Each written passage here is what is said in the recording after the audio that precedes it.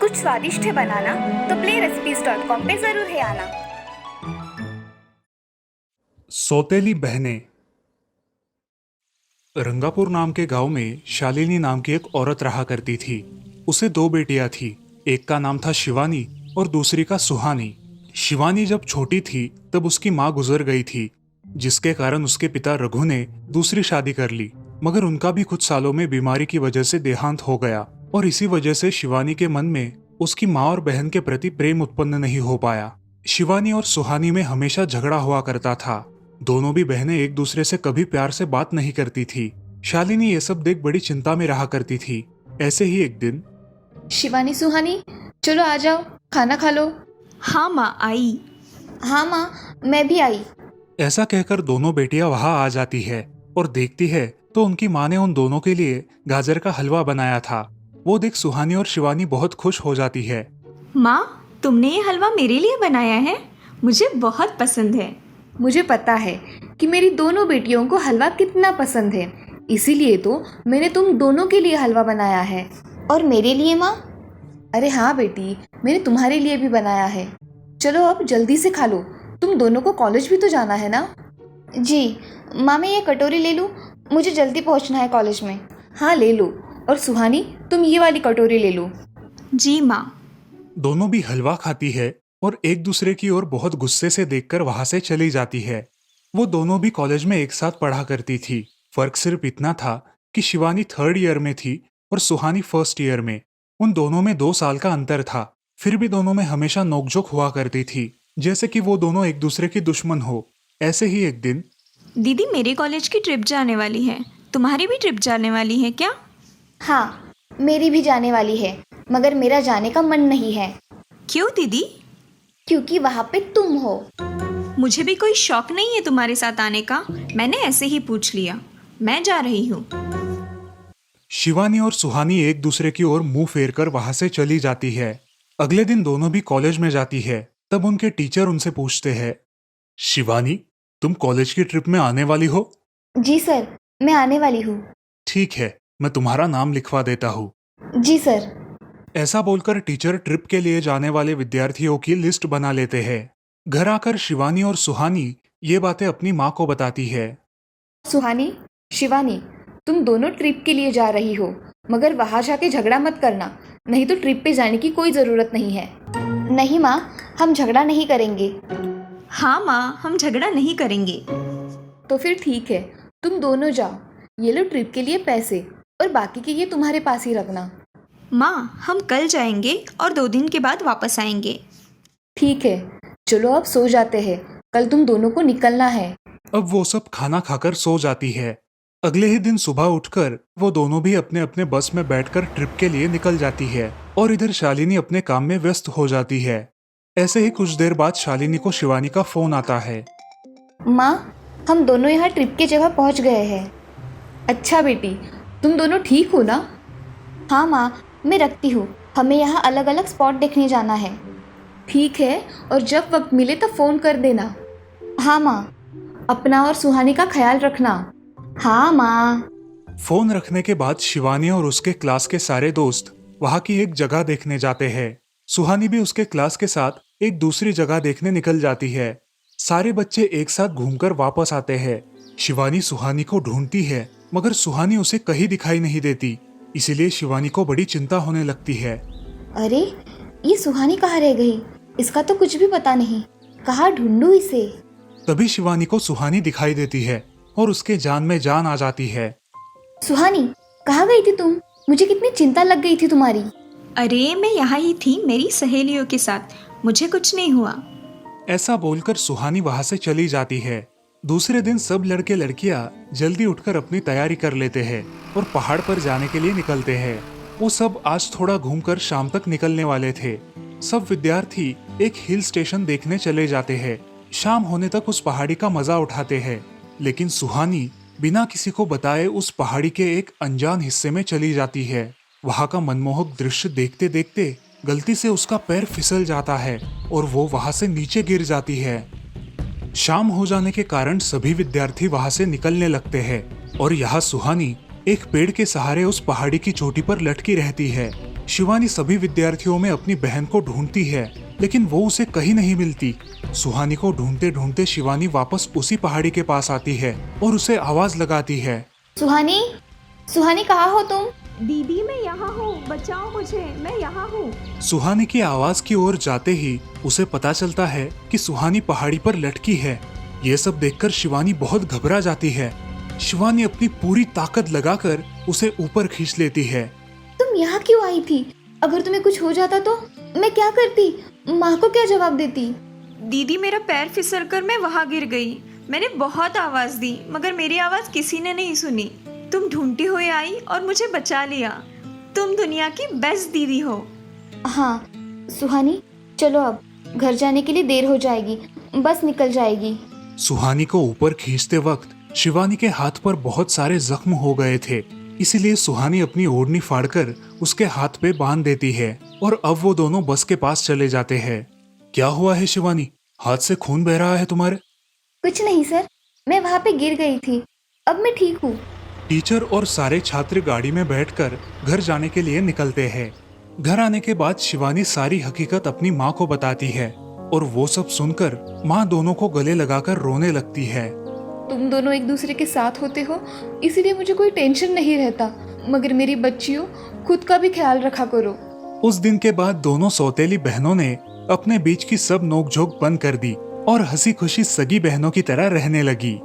दोस्तों, इस कहानी से हमें ये सीख मिलती है कि हम सबको एक दूसरे के प्रति द्वेष की भावनाएं छोड़कर प्यार से रहना चाहिए। चंदनपुर नाम के गांव में चंपा नाम की एक औरत रहती थी। पति, 2 बच्चे और एक बेटी, ऐसा उनका पूरा परिवार था। उसका पति श्रीधर पोस्ट ऑफिस में जॉब करता था। उसके कमाई से ही घर चलता था। चंपा ने अपने घर के सामने एक छोटी सी दुकान खोल के रखी थी। उससे उसे जो भी मुनाफा होता वो अपनी बेटी की शादी के लिए जमा करके रखती। ऐसे ही बहुत दिन बीत जाते हैं। अब बच्चे भी बड़े हो जाते हैं। बड़ा बेटा अशोक डॉक्टर और छोटा बेटा रवि वकील बन जाता है और दोनों अपनी ट्रेनिंग पूरी करने लगते हैं। एक दिन उनकी बहन ज्योति के लिए एक अच्छा रिश्ता आता है और ज्योति की शादी पड़ोस के गांव के सरपंच जी के बेटे से हो जाती है। ज्योति बहुत ही कामचोर और गुस्सा करने वाली होती है। इसी कारण उसके ससुराल से उसे निकाल दिया जाता है। वो अपने पति को लेकर अपने मायके रहने आती है। अब चंपा का जमाई दुकान चलाता है और चंपा और ज्योति आराम से वहाँ रहती है। अरे ज्योति, जरा अपने कामचोर पति को कुछ काम करना क्यों नहीं सिखाती हो? कुछ काम का नहीं है वो। अरे हाँ माँ, उनके पिताजी ने तो उन्हें ही घर से निकाल दिया और हमारे माथे मर दिया। जाने दो, पति है। माँ और बेटी इसी तरह तानेबाजी करती रहती। अब बड़े बेटे अशोक की शादी उन्हीं के गांव के एक लड़की से करा दी गई, लेकिन उस लड़की से भी चंपा बहुत काम करवाती और वो बेचारी सासू माँ का आदर करके सब काम चुपचाप करती थी। एक दिन वो काम करके थक गई और एक जगह पर बैठ गई। ए कामचोर कमला, इतना सारा काम पड़ा है घर में, क्या वो तुम्हारा बाप आके करेगा? चलो उठ, काम कर। हाँ हाँ माँ जी, करती हूँ। ऐसा कह के कमला अपने काम पर लग जाती है और सारा काम खत्म कर देती है। चंपा अपने बेटे अशोक से घर आने के बाद चुगलियां किया करती थी। अशोक घर आकर कमला को बहुत भला बुरा कहता और कभी कभी तो उस पर हाथ भी उठाया करता था। ये सब रवि देखा करता था और रवि को बहुत बुरा लगता था। अशोक मारने आता तो रवि बीच में पड़ जाता और माँ बाप को डांटता था और वही झगड़ा खत्म हो जाता था। ऐसा बहुत दिन चलता रहा। रवि को रंजना नाम की एक लड़की बहुत पसंद थी, जो कि एक न्यूज रिपोर्टर थी। क्या तुम मुझसे शादी करोगी? मुझे तुम बहुत पसंद हो। हाँ, मगर रवि, तुम्हारे घर में तुम्हारी माँ का बर्ताव मुझे बिल्कुल पसंद नहीं है, इसीलिए पहले तुम इसका कोई हल निकालो। अरे रंजना, मैं हूं ना तुम्हारे साथ, तुम्हें टेंशन की क्या बात है? मगर रवि, तुम भी अगर मुझे मारने पीटने लगे तो मैं तुम्हें कोर्ट में खींचूंगी। अरे हाँ बिल्कुल, वो तो तुम्हारा अधिकार है। अगले दिन रवि अपने घर में रंजना के बारे में बताता है। रवि की माँ चंपा उसे साफ मना कर देती है। रवि, तुम्हें कुछ समझ आता है या नहीं? अपनी बिरादरी की लड़की से शादी करो बेटा। इस घर में ये आखिरी शादी है और मेरे भी कुछ अरमान है बेटा। अजी, आप कुछ कहते क्यों नहीं? हाँ बेटा, तुम्हारी माँ सही कह रही है, तुम इसकी बात मान जाओ बेटा। नहीं पापा, मैं शादी करूंगा तो सिर्फ रंजना से, वरना मैं शादी नहीं करूंगा। सब चुप हो जाते हैं। अगले दिन रवि मंदिर से शादी करके घर आता है। सब अचरज से रवि की ओर देखते हैं और चुपचाप अपने कमरे में चले जाते हैं। कमला उन दोनों का स्वागत करती है और वो दोनों अपने कमरे में जाते हैं। कैसे लगा मेरा घर? अच्छा है, मगर सब मिलजुल के रहे तो और भी अच्छा होगा। रंजना, तुम्हें मेरी माँ को सबक सिखाना होगा, तभी घर के सारे सदस्य ठीक हो जाएंगे। ठीक है रवि, जैसा तुम चाहो। अगले दिन रंजना अपने घर के मंदिर में पूजा करने जाती है। तभी रुको, मेरे भगवान के मंदिर में तुम मत आओ, जाओ यहाँ से। ये कहकर सास रंजना को वहां से भगा देती है और घर के किसी भी काम को करने से मना कर देती है। तब क्या माँ जी, आज से मैं इस घर की बहू हूँ। इस घर पे मेरा भी उतना ही अधिकार है जितना कि आपका। क्या बोल क्या रही हो? निकल जाओ मेरे घर से। खबरदार अगर हाथ भी लगाया तो। पता है ना, मैं न्यूज रिपोर्टर हूँ। रातों रात खबर छाप दूंगी और कोर्ट के चक्कर लगेंगे वो अलग, समझिए आप। सास चुपचाप देखने लगी और उसकी बेटी और ससुर भी देखते ही रह गए। रंजना ने कमला से कहा, दीदी मुझे आपसे काम है, आप मेरे कमरे में आइए। और हाँ, आज से खाना ज्योति दीदी आप बनाएंगी। अरे माँ, तुम कुछ बोल क्यों नहीं रही हो? ये मुझे काम करने को बोल रही है। अजी सुनते हो? चलो मेरी मदद करो। हाँ आता हूँ। ज्योति किचन का काम करने चली गई और सास बाहर का काम करने लगी। रंजना कमला को लेकर अपने कमरे में गई और उससे कहा, कमला दीदी, आप कुछ कहते क्यों नहीं? आप चुपचाप सह लेती हो, उसका ये नतीजा है। अब देखो दीदी कैसे काम कर रही है। आप कुछ काम करती थी क्या शादी के पहले? नहीं रंजना, मगर अब घर से ही अपना खुद का कुछ व्यवसाय शुरू करने का सोच रही हूँ। बहुत अच्छे दीदी, अब आप किसी से मत डरिए, हम हैं आपके साथ। सच में किसी के साथ होने का कितना महत्व होता है। अब उसकी सासू माँ ही घर के सारे काम करने लगी थी और ज्योति को काम करवाने की वजह से ज्योति भी अपने ससुराल जाने की सोच रही थी। अजी, यहाँ तो काम वाली से भी ज्यादा बुरी हालत हमारी हो गई है। चलो हम हमारे घर चलते हैं, सब है हमारे यहाँ। अरे रे, आप कहाँ चली? अभी भी काम बाकी है। ज्योति का पति रंजना से धन्यवाद कहता है और ज्योति को लेकर अपने घर चला जाता है। अब सासू माँ एक दिन पूरा काम करके इतना थक जाती है कि उसके बदन में बहुत दर्द होने लगता है। तब दोनों बहू सास के पास चली आती है और एक बहू सास के पैर दबाती है तो दूसरी बहू सर दबाती है। सासू माँ उठकर रोने लगती है। मुझे माफ कर दो मेरी बेटियों, अब से कभी ये गलती नहीं होगी। सास को उसके किए पर पछतावा होता है और ये देखकर घर के सभी सदस्य बहुत खुश हो जाते हैं। रवि और रंजना भी बहुत खुश होते हैं। वाह बहू, जो आज तक नहीं हुआ वो तुमने करके दिखाया। बहू हो तो ऐसी। रंजना अपने बर्ताव के बदले माफी मांगती है और अब सब लोग खुशी खुशी रहने लगते हैं। तो दोस्तों, इस कहानी से हमें ये सीख मिलती है कि हम सब मिलके परिवार बनता है और हम सब परिवार का महत्वपूर्ण अंग होते हैं। परिवार के काम मिल बांट कर करना ये हमारी वैयक्तिक जिम्मेदारी है।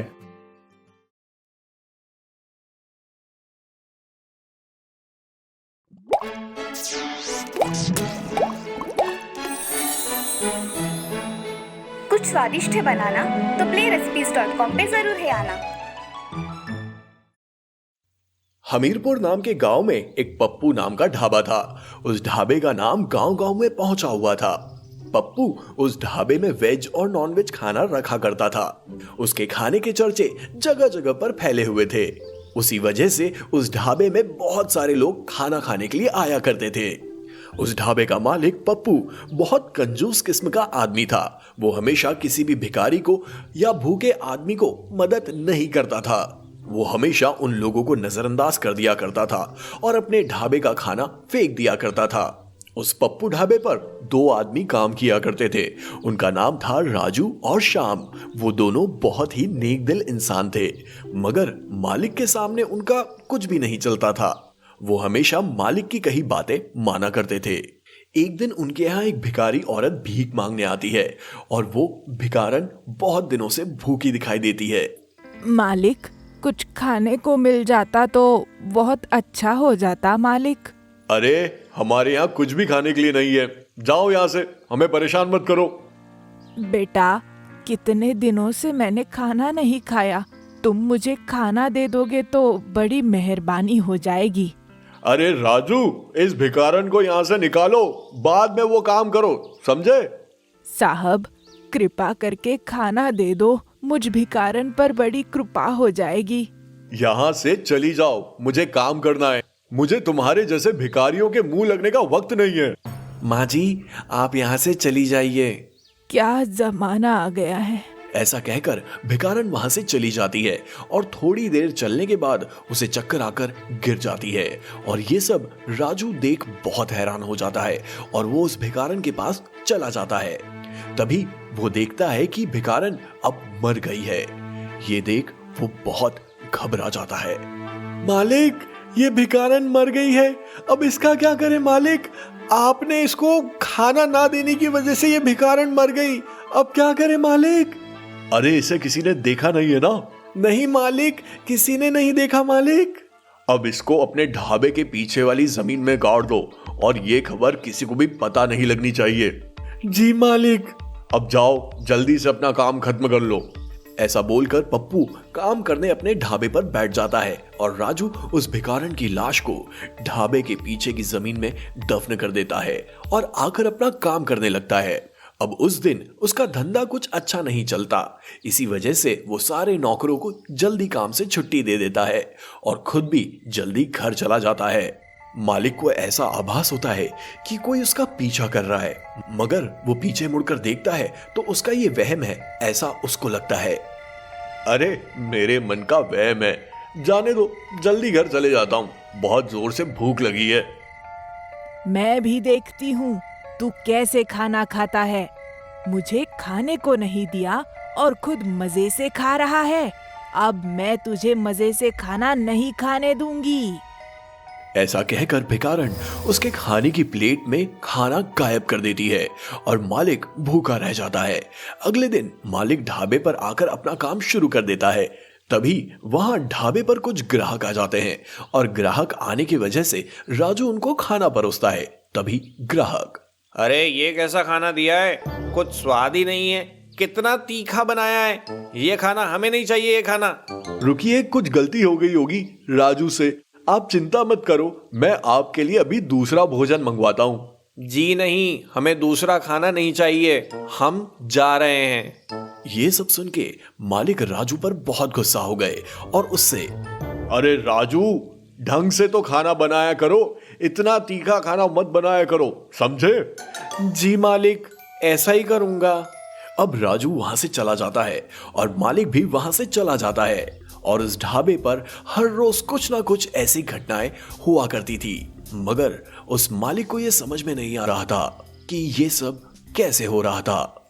अरे राजू, हमारे ढाबे पे हर रोज एक ग्राहक की कंप्लेंट क्यों आ रही है? मुझे कुछ समझ नहीं आ रहा।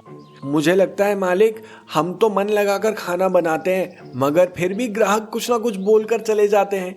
मुझे लगता है उस भिखारन का भूत है। चुप कर, ऐसा कुछ नहीं होता, समझे? चल काम कर। जी मालिक। ऐसा बोलकर राजू अपना काम करने लग जाता है और जल्दी काम खत्म करके अपने घर चला जाता है। अगले दिन राजू जल्दी ढाबे पर आता है और अपना काम करने में व्यस्त हो जाता है। तभी एक बड़ी कार आकर ढाबे के सामने रुकती है और उसे देखकर राजू उनके स्वागत के लिए जाता है और बोलता है, आइए साहब, आपका हमारे पप्पू के ढाबे में स्वागत है। ये सब देखकर वो बड़े खुश हो जाते हैं और राजू से बोलते हैं, हम आपके ढाबे का नाम सुनकर यहाँ आए हैं, क्या स्पेशल है आपके यहाँ पे? ये लीजिए साहब मेनू कार्ड, आप ये सब देखकर ऑर्डर कर सकते हैं। हमें इस ढाबे की स्पेशल डिश कौन सी है, वो खिलाओ।